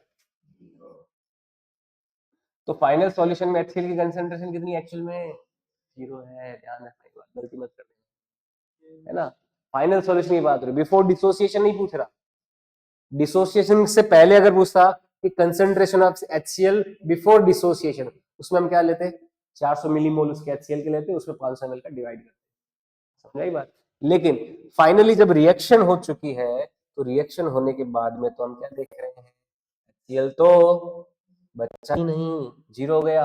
कौन बचा है, केवल NaOH बचा है, बचा नहीं बचा। तो HCl की कंसंट्रेशन तो क्या हो गई, 0। NaOH कितना है, क्या 200 मिलीमोल है, 600 मिलीमोल लेंगे NaOH, 200 लेंगे ना, क्योंकि फाइनल सॉल्यूशन में NaOH कितना रहा है, मिली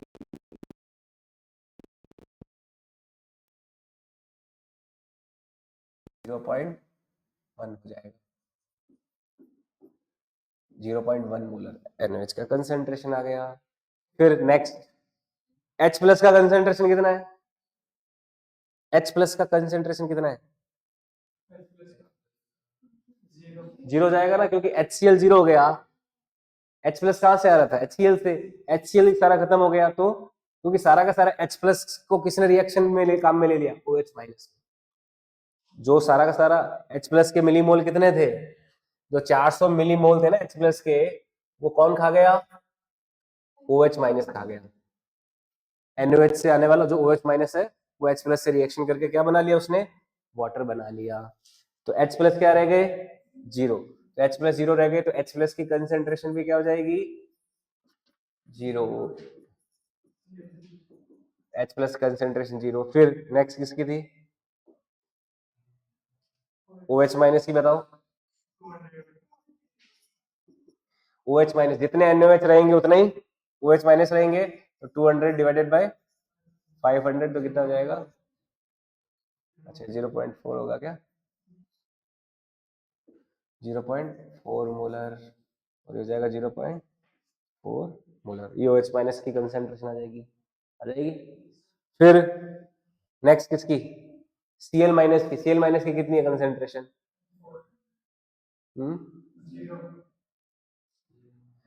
Cl माइनस की कंसेंट्रेशन, वैसे देखो NaCl जो है उसमें टूट गया है, मतलब डिसोसिएटेड और अनडिसोसिएटेड फॉर्म में देखें तो सारा का सारा Cl माइनस NaCl में चला गया। तो अपन Cl माइनस और Na प्लस की कंसेंट्रेशन ना लेके, क्योंकि NaCl वैसे स्ट्रॉन्ग सॉल्ट है, तो NaCl ऐसा नहीं है कि Na प्लस और Cl माइनस सारे जुड़े हुए रहेंगे, ये भी अलग अलग बिखरे हुए रहेंगे और साथ में भी जुड़े हुए रहेंगे।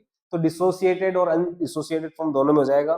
तो अगर यहाँ पे लिखें तो यहाँ पे अगर अपन ब्रैकेट में लिख दें ना डिसोसिएटेड फॉर्म,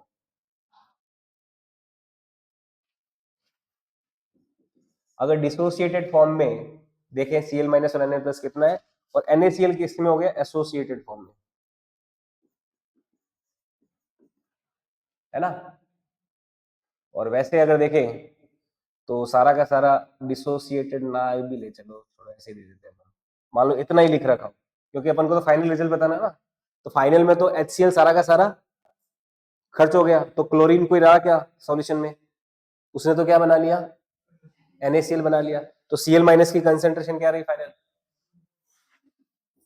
Cl माइनस की कंसेंट्रेशन फाइनल क्या रही, 0 रही।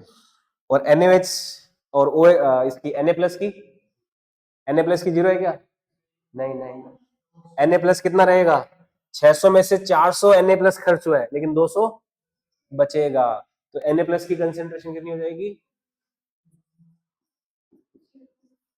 ये हो जाएगी 200 डिवाइडेड बाय 500 यानी कि 0.4 मोलर। नेक्स्ट NaCl कितना बनेगा, NaCl के कितने मिलीमोल बने हैं, 400 मिलीमोल बने हैं। तो Na प्लस की कंसेंट्रेशन ये हो जाएगी, NaCl की जो कंसेंट्रेशन ये हो जाएगी 400 डिवाइडेड बाय, तो कितना हो जाएगा ये, समझ में आया। देखो ये सवाल, ये एसिड बेस रिएक्शन का हो गया, इस तरह से करते हैं एसिड बेस का सवाल, है ना। आपको देखना होगा कि डिसोसिएट होने के बाद में एसिड जब डिसोसिएट हो रहा है तो कितने H प्लस दे रहा है, बेस जब डिसोसिएट हो रहा है तो कितने OH माइनस दे रहा है। और एसिड और बेस जब आपस में रिएक्शन करते हैं तो सॉल्ट प्लस वाटर बनाते हैं। और उसमें आपने जो स्टोइकियोमेट्री वाली चीजें मैंने आपको सिखाई ना मोल कंसेप्ट की, स्टोइकियोमेट्री वाली कैलकुलेशन को भी हम क्या कर रहे हैं यहाँ पे काम में ले रहे हैं। लिमिटिंग रिएजेंट, एक्सेस रिएजेंट का आइडिया भी हम काम में ले रहे हैं ना। तो ये थोड़ा सा और डिटेल में मोलैरिटी का अगर क्वेश्चन आपको करने हो, अब आप मोलैरिटी का कोई भी क्वेश्चन आपके मतलब अनटच नहीं है, सारे तरह के क्वेश्चन आपने कर लिए, ये बहुत डिटेल में हो गया, है ना। कि इतने ज्यादा आप डिसोसिएशन वाला पार्ट या फिर जो साल्ट वाला पार्ट, एसिड बेस रिएक्शन वाला पार्ट है, उसको भी आपने मोलैरिटी में ही सीख लिया। समझ में आया बात, क्लियर है, ठीक है, नोट कर लीजिए इसको।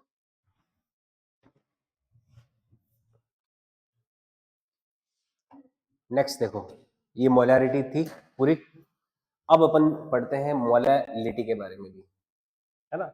चीजें काफी है समझने लायक, बहुत गहराई में। ऐसा नहीं है कि सिंपल फॉर्मूला है मोलैरिटी का कि moles of solid divided by volume of solution in litre, बस इतना फॉर्मूला नहीं है। उस फॉर्मूले को भी हम कई तरह के कैलकुलेशंस में, सवालों में यूज कर सकते हैं। नेक्स्ट देखो लेते हैं मोलैलिटी। नेक्स्ट लेते हैं मोलैलिटी।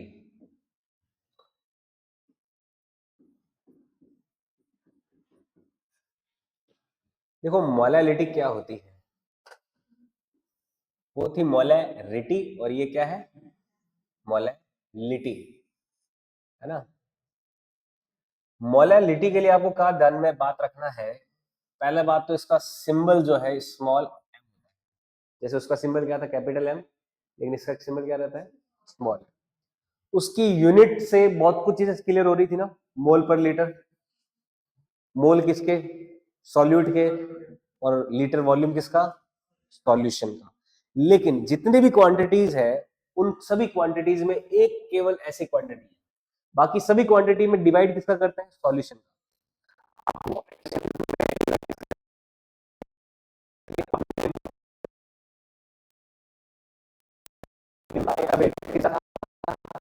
मोलैरिटी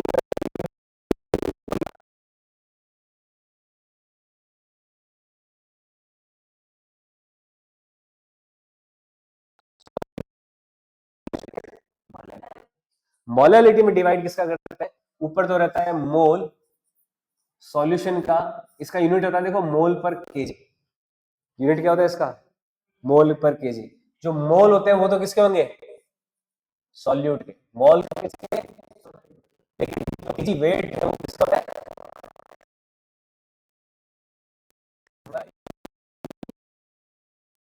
है ना? यहाँ पे जो नीचे केजी वेट आता है, केजी में जो वेट रखते हैं वो किसका रखते हैं?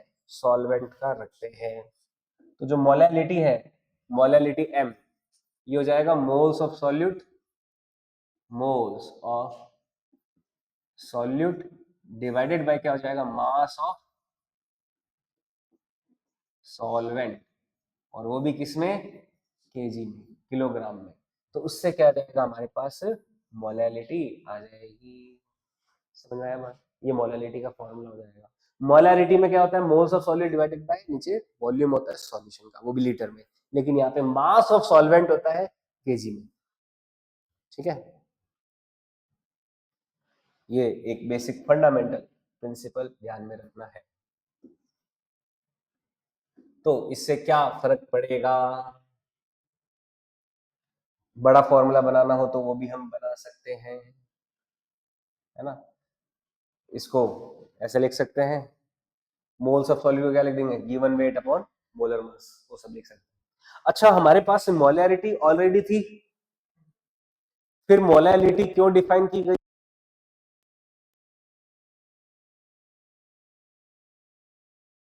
भाई सारा काम लेबोरेटरी का क्या हो जाना चाहिए? मोलैलिटी से भी तो काम खत्म हो जाना चाहिए ना। फिर मोलैलिटी की डेवलप करने की जरूरत क्यों पड़ी होगी? कोई किसी का कोई जवाब दे सकता है इसका? कोई? जब हमारे पास मोलैरिटी ऑलरेडी डेवलप्ड थी, तो why we developed molality again? हाँ, टेम्परेचर। टेम्परेचर का क्या रिलेशन हो सकता है? देखो मोलैरिटी में क्या आ रहा है? वॉल्यूम। टेम्परेचर जब बढ़ाते हो तो वॉल्यूम बढ़ता है या घटता है? बढ़ता है ना। वॉल्यूम बढ़ता है टेम्परेचर बढ़ाते हो, तो मोलैरिटी क्या हो जाएगी? कम हो जाएगी। लेकिन मोलैलिटी में नीचे क्या है? मास है। मास पे कोई फर्क पड़ता है टेम्परेचर का? नहीं पड़ता। तो क्या मोलैलिटी, जब टेम्परेचर चेंज करोगे तो मोलैलिटी चेंज होगी क्या? लेकिन मोलैलिटी चेंज होगी। तो इसीलिए हमने क्या डिफाइन किया? मोलैलिटी को डिफाइन किया। समझ में आई बात? अगर आप सॉल्यूशन चैप्टर प्रॉपर वाला में पढ़ा है तो उसमें आपने देखा होगा जो डेल्टा टीबी और डेल्टा टीएफ वाले जो फॉर्मूले बनते हैं, उसमें मोलैलिटी कहाँ में लेते हैं? मोलैलिटी कहाँ में लेते हो ना? डेल्टा टीएफ बराबर मोलैलिटी इंटू के एफ, है ना? Elevation in boiling point, depression in freezing point में। तो वहां पे क्योंकि जब बॉइलिंग पॉइंट का एलिवेशन हो रहा है या फ्रीजिंग पॉइंट का डिप्रेशन हो रहा है, तो हमें एक ऐसी कंसंट्रेशन सम चाहिए जो टेम्परेचर के साथ चेंज नहीं हो रही। इसीलिए वहां पे कहाँ काम में लिया गया? मोलैलिटी, ना कि मोलैरिटी। समझ में आया? ये आप लोग लिंक कर सकते हो। अभी आप तो ये चैप्टर पढ़ोगे, आपने नहीं पढ़ रखा ये। तो मोलैलिटी, मोलैलिटी किस पे डिपेंड नहीं करती? टेम्परेचर पे डिपेंड नहीं करती। तो ये बड़ा इंपॉर्टेंट नोट है, molality do not depend upon temperature. Molality do not depend upon temperature, but molarity does. ठीक है, मोलैलिटी तो डिपेंड नहीं करती लेकिन मोलैरिटी करती है। और कौन कौन सी टेम्परेचर बताओ? अगर मैं बात करूं,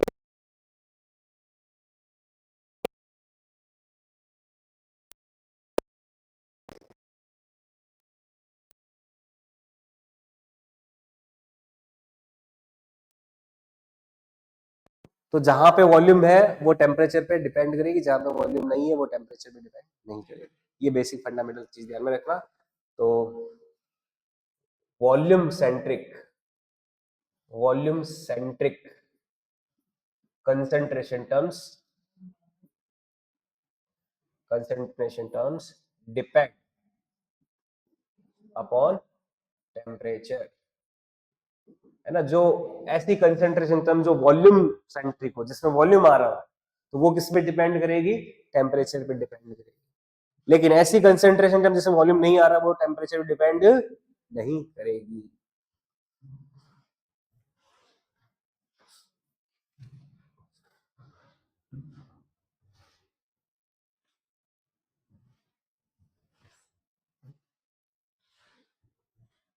आई बात समझ में? तो मोलालिटी के सवाल देखो कैसे हो जाएंगे। जैसे एग्जाम्पल के तौर पे if 49 gram H2SO4 is added into 49 gram H2SO4 is added into 500 gram water. 500 gram water. Calculate molality of solution. Water. Calculate molality of solution. अगर 49 ग्राम H2SO4 को ऐड किया जाता है किसमें? 500 ग्राम वाटर में,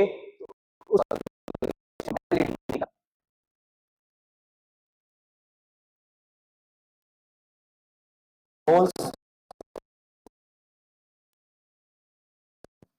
सबसे पहली बात तो सॉल्यूट के मोल्स, तो सॉल्यूट के मोल कितने हैं? 49 डिवाइडेड बाय 98, तो कितने हैं? 1/2। तो देखो मोलालिटी क्या हो जाएगी?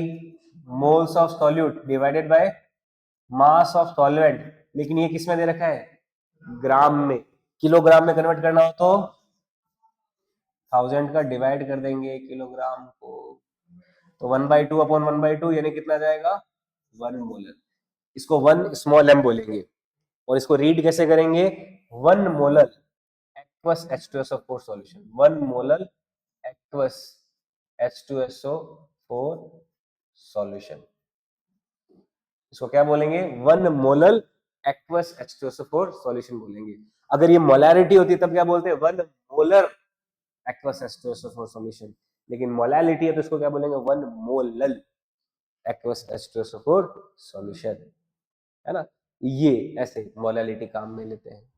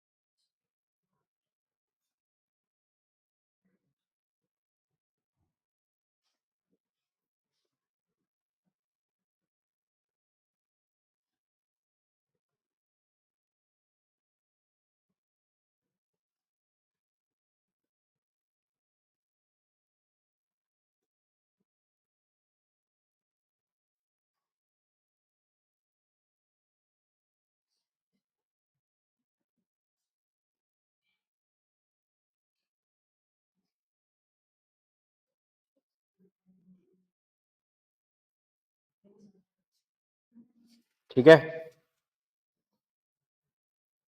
आई बात समझ में?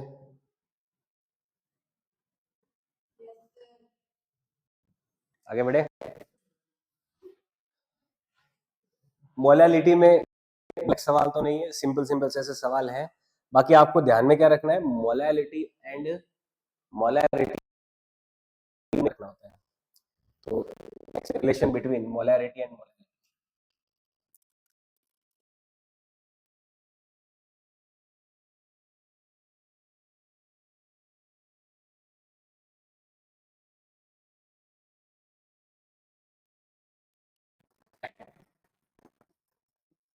मोलैलिटी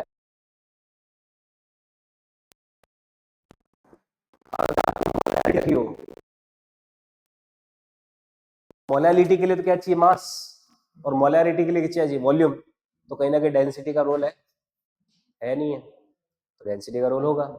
तो देखो इसका फॉर्मूला क्या होता है, मोलैलिटी इज इक्वल टू आता है molarity into 1000 divided by 1000 times density minus molarity into molar mass. ये एक फॉर्मूला रहता है जिससे हम मोलैरिटी को मोलैलिटी में कन्वर्ट कर सकते हैं। इस फॉर्मूले से हम मोलैलिटी को मोलैलिटी में कन्वर्ट कर सकते हैं।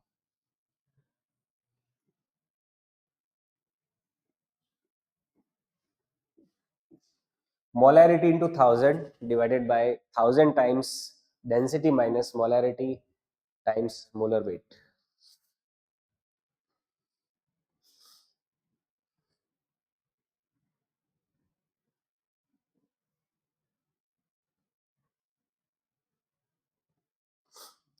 कैसे किया होगा बताइए।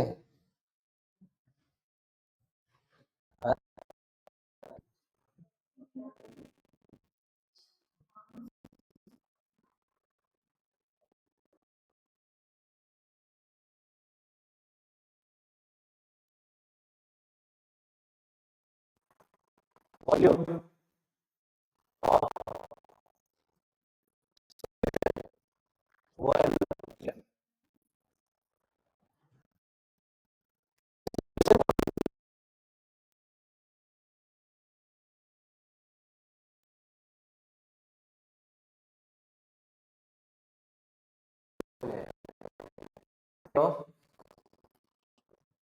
सॉल्यूशन है, सॉल्यूशन यहाँ पर ml में है, किसमें है, एक लीटर सॉल्यूशन कितने ml के बराबर होता है, 1000 ml के। अच्छा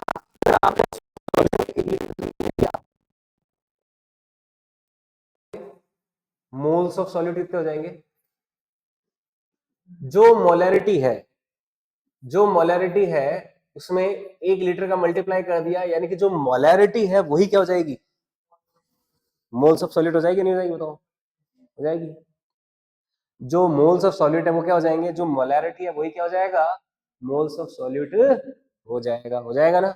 अब देखो ध्यान से समझना, मोलैलिटी क्या होती है, moles of solute, moles of solute divided by mass of solvent. Mass of solvent कैसे आएगा, मास ऑफ सॉल्यूशन कितना होगा, 1 लीटर सॉल्यूशन है उसमें डेंसिटी का मल्टीप्लाई किया, 1 लीटर सॉल्यूशन में डेंसिटी का मल्टीप्लाई किया, ये तो क्या आ गया, मास ऑफ सॉल्यूशन। इसमें आया ये ml, ग्राम में आया है, क्योंकि 1000 ml में ग्राम पर ml का मल्टीप्लाई करोगे तो क्या आ जाएगा, ग्राम में आएगा। उसमें से आप किसका मास सब्ट्रैक्ट कर दोगे, सॉल्यूट का। सॉल्यूट का मास क्या होगा, सॉल्यूट का मास होगा सॉल्यूट के मोल्स इंटू सॉल्यूट के, सॉल्यूट का मोलर मास। ये तो आ गया सॉल्यूशन का मास डिवाइडेड माइनस उसमें से क्या सब्ट्रैक्ट कर दोगे, सॉल्यूट का मास। सॉल्यूट का मास कैसे आएगा, सॉल्यूट के मोल्स मल्टीप्लाई बाय सॉल्यूट का मोलर मास।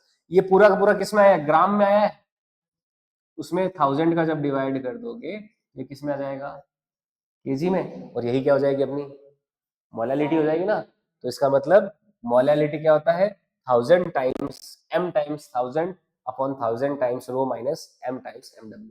ये होता है मोलैलिटी एंड मोलैरिटी में रिलेशन। समझ में आया ये कैसा है रिलेशन।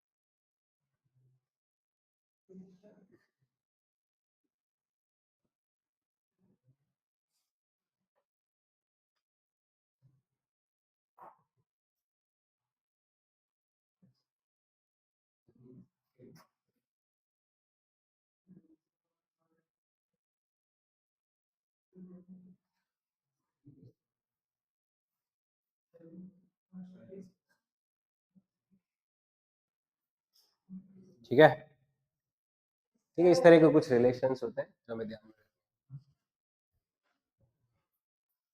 एक रिलेशन होता है मोल फ्रैक्शन एंड मोलैलिटी में रिलेशन। आगे बढ़े, next, relation between mole fraction and molality.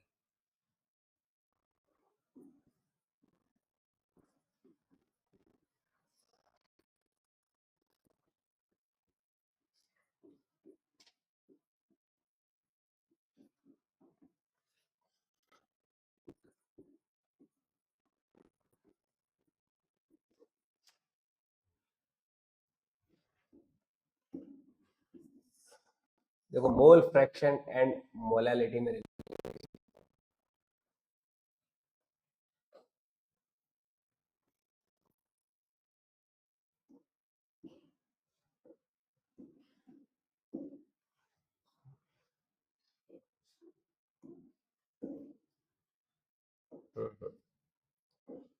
ये देखो रिलेशन क्या होता है, जैसे कोई हमने कंटेनर लिया, उस कंटेनर में ए के मोल फ्रैक्शन तो एक्स से है और बी के मोल फ्रैक्शन क्या है, एक्स बी। ए सॉल्यूट ले लेते हैं और बी क्या ले लेते हैं, सॉल्वेंट ले लेते हैं, है ना। तो अब देखो कैसे आएगा मोल फ्रैक्शन से मोलैलिटी। एक्स से जो है वो तो क्या हो जाता है, ए के number of moles divided by total number of moles, और एक्स भी क्या हो जाएगा, बी के number of moles divided by total number of moles. तो दोनों को डिवाइड करें तो X A upon X B की वैल्यू क्या हो जाएगी, एन ए अपॉन में एन बी आ जाएगी। देखो ए सॉल्यूट है और बी क्या है, सॉल्वेंट। तो मोल को अपन वापस वैसे लिख सकते हैं, given weight upon molar mass. तो हम मोल को वैसे लिख देते हैं, जो एन ए अपना x A upon X B की वैल्यू आई, ये क्या आई देखो, एन ए को लिख सकते हैं ए का मोल, ए का मास, है ना। वैसे ए के तो मोल चाहिए, तो ए को तो, ए अपना सॉल्यूट है ना, तो उसको तो मैं एन ही लिख देता हूँ, खाली एन लिखा हुआ रखूं, चलेगा, कोई दिक्कत वाली बात नहीं है। एनबी जो है, एनबी को अपन ऐसे लिख सकते हैं, weight of B divided by molar weight of B, है ना। Weight of B W B लिख दिया और मोलर वेट को लिख दिया मैंने इसका एम बी, लिख सकते हैं ऐसे। ये हो गया weight of B divided by molar weight of B, ऐसा लिख सकते हैं ना उसको, एनबी को लिख सकते हैं, लिख सकते हैं। तो यहां से देखो x A upon X B की जो वैल्यू ये आ जाएगी, एन ए अपॉन में डब्ल्यू बी को ग्राम से किलोग्राम में बदलना है तो 1000 का डिवाइड कर दूंगा और इसमें 1000 का मल्टीप्लाई कर दिया, और एम बी ऊपर चला जाएगा, molar weight mass of B, ये बन जाएगा। अब देखो ये क्या है, moles of solute divided by mass of solvent in KG, क्या आ गया या नहीं आ गया, ये पूरी टर्म क्या होगी अपनी, मोलैलिटी हो गई।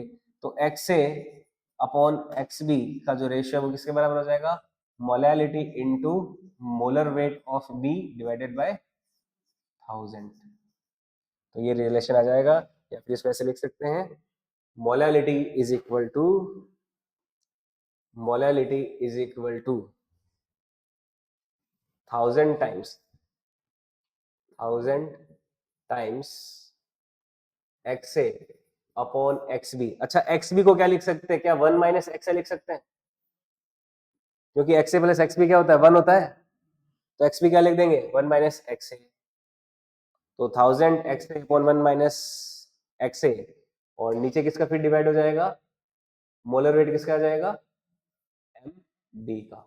तो इस तरह से ए का मोल फ्रैक्शन दे रखा हो, बी का मोलर वेट दे रखा हो, तो हम क्या निकाल सकते हैं, उस सॉल्यूशन की मोलैरिटी निकाल सकते हैं। समझ में आई बात, क्लियर है? तो ये रिलेशन हो गया इसके बीच में, मोलैलिटी एंड मोल फ्रैक्शन के बीच में। ओके,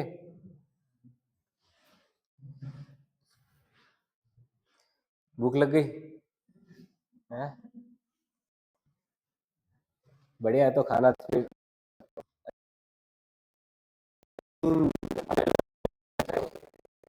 भूख रहे तब खाना खाएं।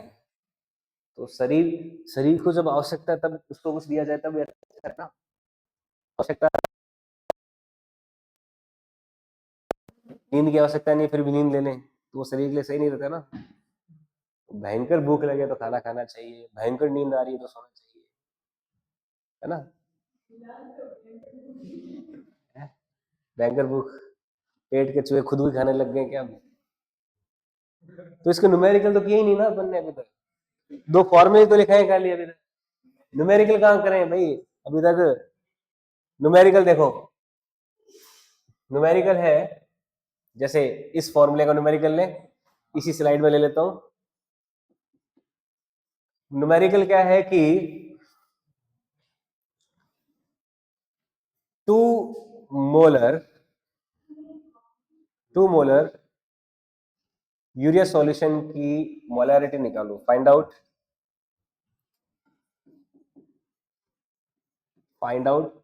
Molarity molality of 2 molar urea aqueous solution. 2 molar aqueous urea solution है, उसकी मोलैलिटी निकालनी है इफ डेंसिटी इज 1.2 ग्राम पर ml, डेंसिटी ऑफ सॉल्यूशन। देखो सॉल्यूशन की डेंसिटी दे रखी है 1.2 ग्राम पर ml और उसकी हमें मोलैलिटी निकालनी है। तो सब कुछ दे दिया, कैपिटल एम दे दिया, 2 मोलर MW यूरिया का कितना होता है, कितना होता है, अभी तो देखा था 60 होता है ना। यूरिया का फॉर्मूला नहीं पता क्या, यूरिया का फॉर्मूला पता क्या होता है, यूरिया का फॉर्मूला ये होता है NH2C double bond O NH2, ये यूरिया।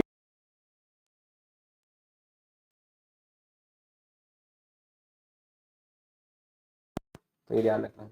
तो ये हो गया 60 का मोलर वेट। तो सॉल्व करेंगे, आ जाएगा, बताओ कितना आया।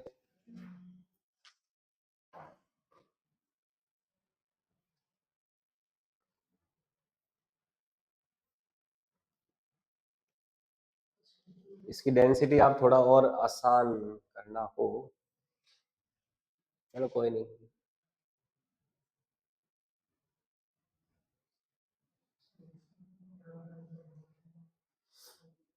कितना आया, वैल्यूज रख दें इसमें। तो मोलैलिटी बराबर आ जाएगा, molarity 2 into 1000 divided by 1000 times density 1.2 minus 2 into 60, तो ये हो जाएगा 2000 में डिवाइड करना है 1200 में से 120 गया, कितना बचा, 1080 बचा क्या, 1080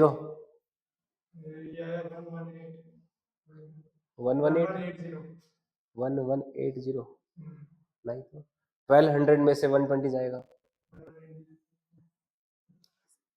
1080।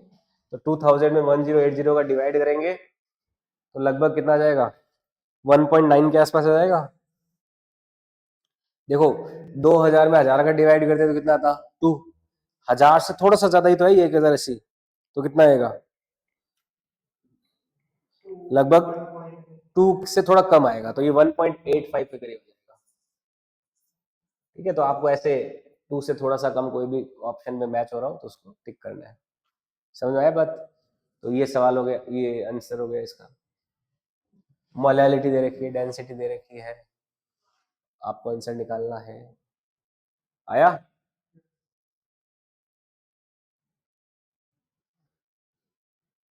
ठीक है, ये इसका एक न्यूमेरिकल और कर लेते हैं।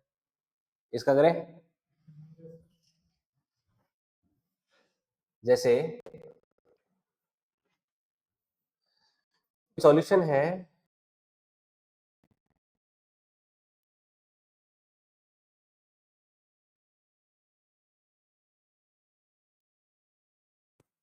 aqueous solution of urea having mole fraction 0.4, calculate its molality.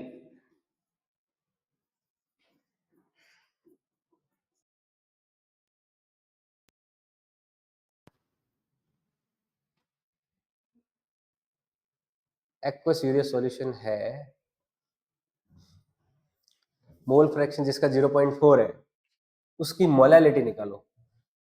तो देखो एक्स से कितना दे दिया 0.4, और एम बी कितना है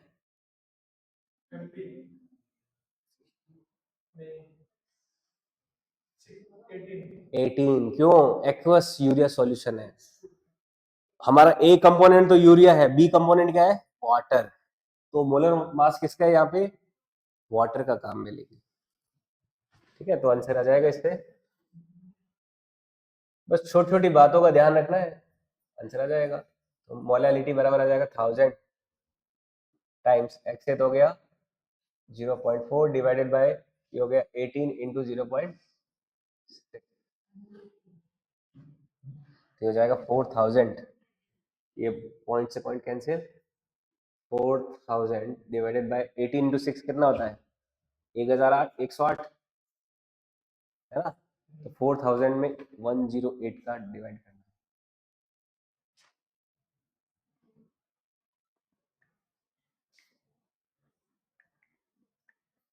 काफी ज्यादा आ जाएगी ना, आ भी सकती है 37 पॉइंट।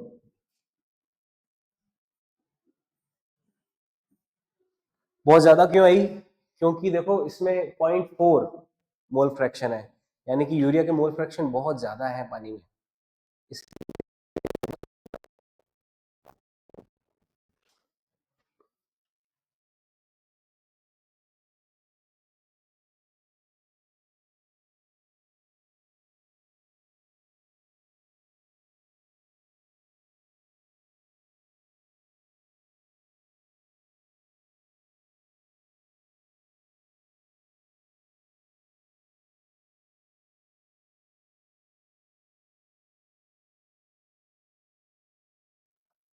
है ना।